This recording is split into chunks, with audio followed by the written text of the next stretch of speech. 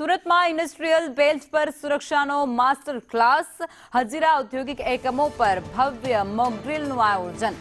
દરિયાકાંઠે સુરક્ષા એજન્સીઓ દ્વારા તાકાત બતાવવામાં આવી છે. વર્તમાન સમયમાં ડ્રોન હુમલાની સ્થિતિને લઈ અને મોક ડ્રીલનું આયોજન કરવામાં આવ્યું હતું. એકમોએ સાથે મળી આ મોક ડ્રીલમાં ભાગ લીધો હતો.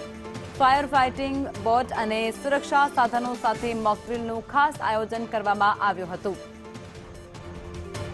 આ વિગતો અત્યારે પ્રકાશમાં આવી રહી છે, જેમાં સુરતમાં ઇન્ડસ્ટ્રીયલ બેલ્ટ પર સુરક્ષાનો માસ્ટર ક્લાસ, હજીરા ઔદ્યોગિક એકમો પર ભવ્ય મોક ડ્રીલનું આયોજન કરવામાં આવ્યું હતું.